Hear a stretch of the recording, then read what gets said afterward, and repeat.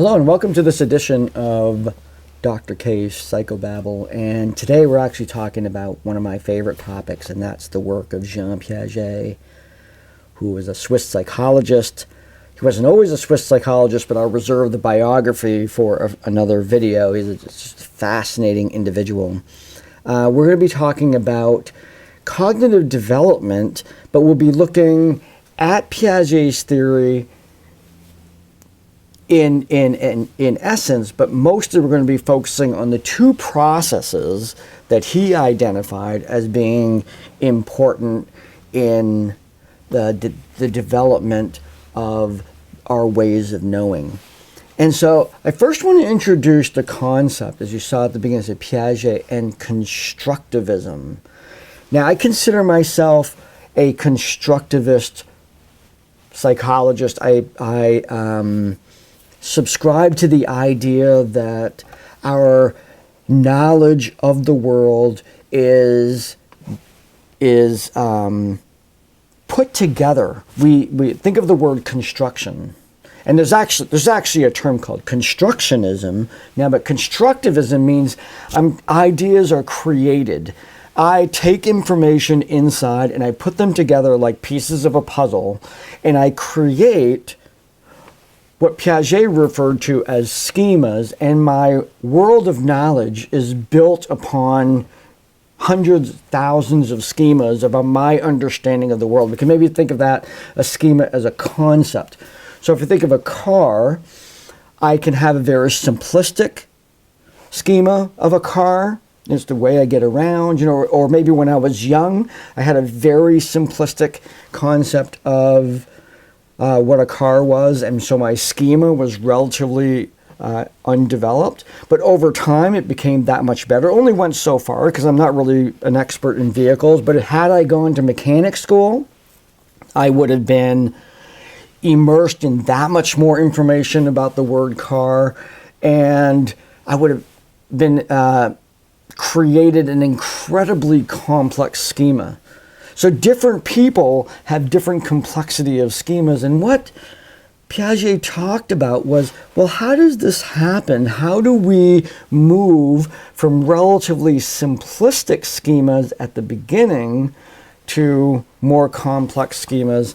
And he's basically the father of constructionism, where we basically we have cognitive abilities that we apply to essentially manufacture these schemas that we have.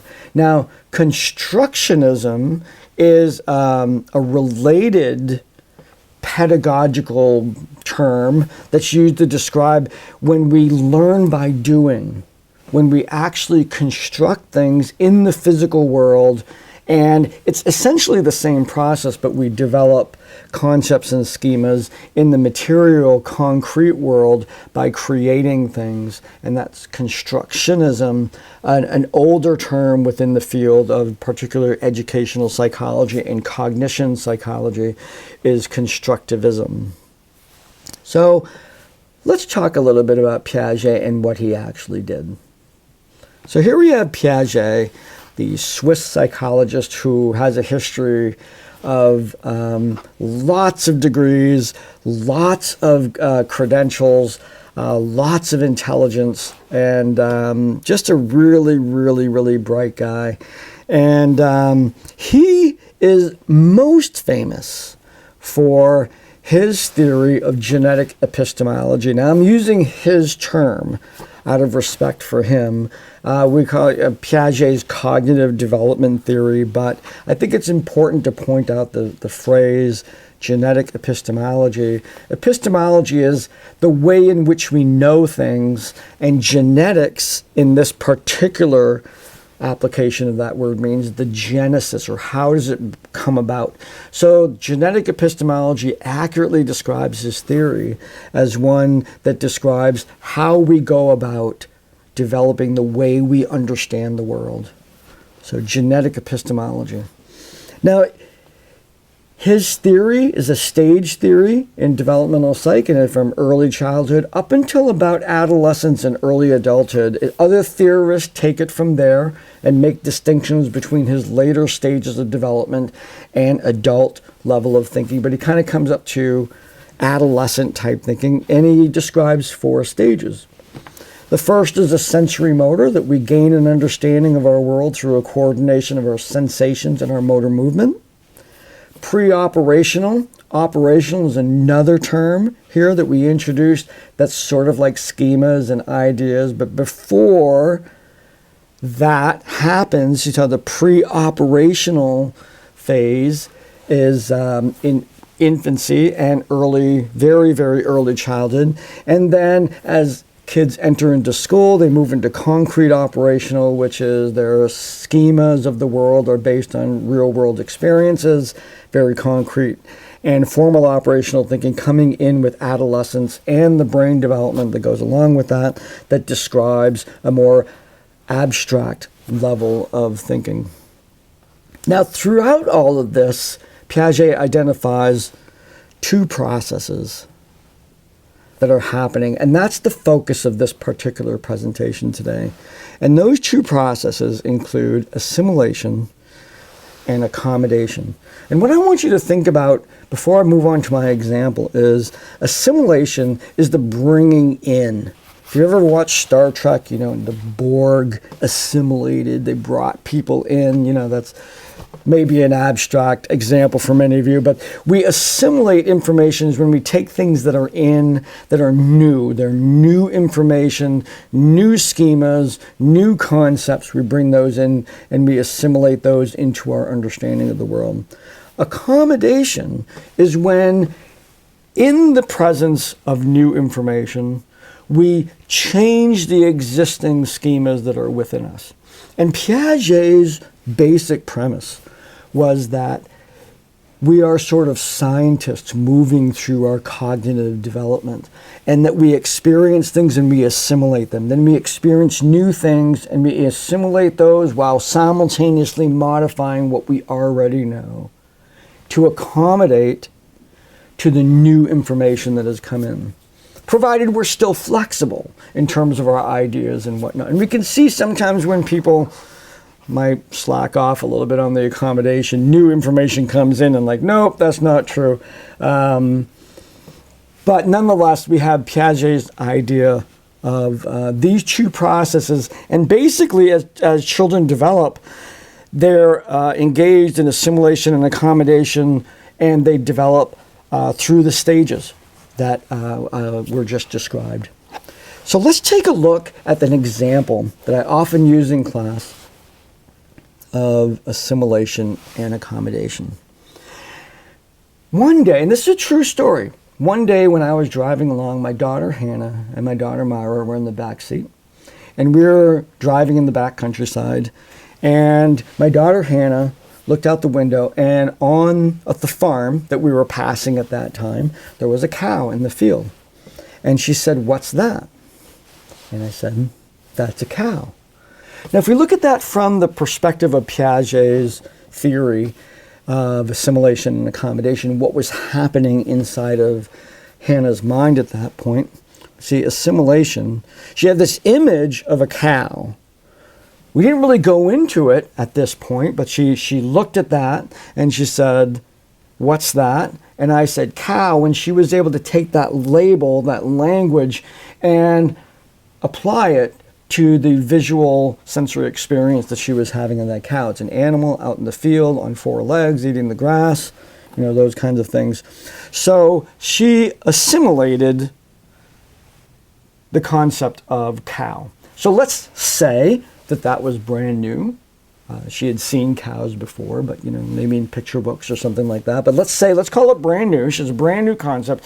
Here's cow, kind of a really basic rudimentary schema of what cow means. And we continue traveling down the road. We travel a little bit further, we come to a different farm, and out in the field is a horse. And Hannah, logically applying her right now very fundamental, not so well developed schema, points out the window and says, you can guess it, she says, "Cow." Because many of the characteristics of what she was seeing match her current schema of cow. Out in the field, it's an animal standing on all fours eating the grass. I then say, no, that's a horse. So here we see she first says they're the same, but they're not. So my correcting of her, and I said, no, that's a horse. And of course, that ensues the discussion. I can't just leave it at that. I need to make some of the distinctions that exist between horse and cow. Well, cows and horses are very similar. They're both farm animals. They both stand on four legs. They're mammals. They're covered with fur. They stand out in the field. They're behind the fence. They're eating the grass. They're on all fours. You know, all of these things that are exactly the same between horses and cows. However, horses are usually used for different tasks. We might get milk from cows, and we ride the horses. We don't usually ride cows. I know of some friends of mine that did, but I never have. And so, you know, we get milk from cows and we get rides from horses. And so there's, and of course, further distinctions. So a couple things start to happen. What we see is, first of all, there's the assimilation of the idea of horse. This is brand new as well. We have cow and we have horse. So I've assimilated, or Hannah assimilated the concept and began to develop a rudimentary schema of cow. And then later on, when she misjudges what she saw and I say, no, that's a horse, now that's a new assimilation of information. Now there's this new concept of horse. So the assimilation is still in the process. At the same time, however, there's an accommodation of the existing schema of cow, all things that are not horse. She may further, if we saw, let's see, what's that, a llama or something, she may say, oh, a horse. If you get what I mean, as she's generalizing the stimuli that she's seeing and she's trying to understand the world around her, she's making these errors. And these errors were critical in Piaget's observations, that people made mistakes and then they were corrected or they found out that they were wrong, and therefore they had to change their internal conceptions of things, and that was all the magic. That was the whole deal, was that they would be able to make those kinds of changes. Now what we have at the end game here is, first, we have a horse schema. Hannah now has a horse schema, and it excludes things that are specific to cow. And at the same time, we have a cow schema, which is becoming increasingly complex as a result of her experiences, as she experiences a horse and realizes that cows are all things but not horse, a llama, a pig, whatever. As she moves through her life, she becomes increasingly complex schemas on either one of these. Now let's say that my daughter decided to go into veterinary work, and she was going to work with large farm animals. Now, what we would have is we would have this initial sort of rudimentary knowledge of a cow, of what it is. And as she expressed an interest in going into veterinary medicine for large farm animals, she would be engaged in coursework or her own research as she's watching videos and whatnot through a continual process of assimilation and accommodation, of further refining her definition of what cow means. And so over time, what we would experience is she would develop an expertise. Now, expertise is another psychological concept. And what does it mean to become an expert at something? And in the context of Piaget's theory of accommodation and assimilation, it's when there's sufficient time and processing of repeated assimilations and repeated accommodations such that the schema becomes so complex that you are enabled to have a deep understanding, a kind of big picture understanding, a deep problem solving ability and whatever, about whatever it is that you're talking about. So if you're an expert at something, you've been assimilating and accommodating enough to be an expert. And that takes time and experience. And school is sort of a condensed way of doing that. We're going to expose you to a lot of things to think about, a lot of possibilities and whatnot, and we sort of jumpstart that process of assimilation and accommodation. So let's say Hannah becomes a veterinarian and she has an expertise in working with cows, and now she has a deeply rich concept of what cow means. We have this graphic up here. We have all the different kinds of cows. We have beef masters and Angus and red Angus and a Maine Anjou, one from Maine, I suppose. We have a Brahman. We have all of these different cows, which way back in that car, when I pointed at the the cow that was up in the field, Hannah didn't have the complexity of that. She has that now because she has spent so much time engaged in assimilation and accommodation. Now, according to Piaget, this is how we develop. This is as we experience things in the world, we're in the constant process of assimilating new information and accommodating. We may feel overwhelmed sometimes, and when we feel cognitively overwhelmed, we're so like, how much more can I assimilate? How much more can I accommodate to move? I'm tired. This is an effortful process. Think of that word, construction.